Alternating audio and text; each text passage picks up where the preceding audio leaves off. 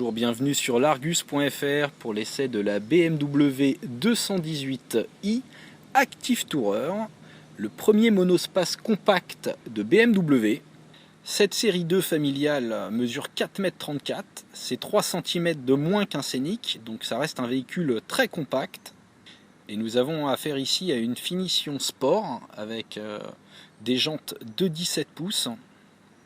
Malgré son appellation 218i qui laisse penser qu'il s'agit d'un moteur 1,8 litre, nous disposons en fait d'un petit 3 cylindres 1,5 litre turbo de 136 chevaux.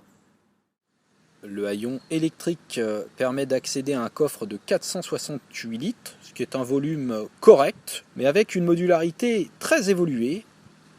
On trouve par exemple un double fond et des petits boutons électriques qui permettent de rabattre la banquette en 3 parties entièrement à plat. À l'arrière, on est très bien installé, on a assez d'espace aux jambes, une bonne garde au toit, des rangements un peu partout avec des grandes contre-portes, un accoudoir central avec porte-gobelet, magnifique, et on peut aussi incliner les dossiers de banquette, les 3 parties, donc ça c'est bien, ou faire coulisser la banquette sur 13 cm. À l'avant, nous disposons ici des sièges Advanced avec de multiples réglages, avec la sellerie cuir à 1 750 €. La planche de bord avec une surpiqûre rouge sur la finition sport est vraiment magnifique, avec des matériaux rembourrés, une ergonomie bien pensée.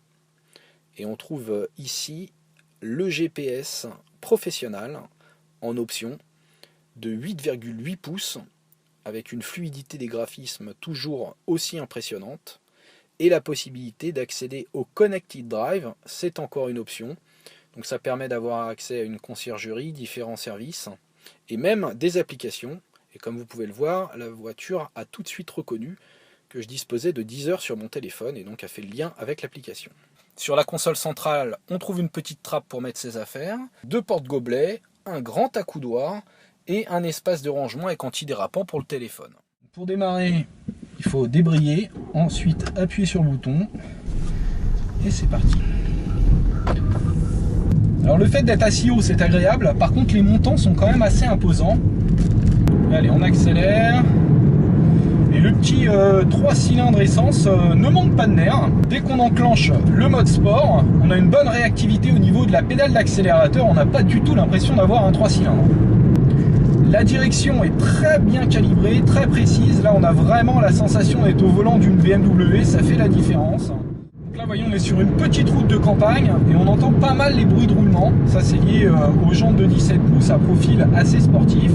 D'ailleurs, c'est un véhicule qui est relativement ferme pour un monospace, mais je dirais que c'est pas moins confortable qu'un Scénic. Et là, vous voyez, quand je prends un rond-point, avec un petit lever de pied, on sent que le train arrière enroule très très bien. Comme souvent chez BM, la commande de boîte présente des débattements relativement longs, mais la pédale d'embrayage n'est pas trop fatigante. Maintenant, il est toujours possible d'opter pour une boîte automatique. Au final, on peut dire que ce Scénic de Munich est une réussite puisqu'il offre bien l'agrément de conduite d'une BMW. Côté pratique, évidemment, c'est pas aussi bien qu'un Scénic ou un Picasso. Il y a un petit peu moins de place à l'arrière et les équipements sont très coûteux.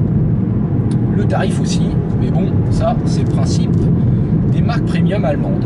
Allez, à bientôt sur l'Argus.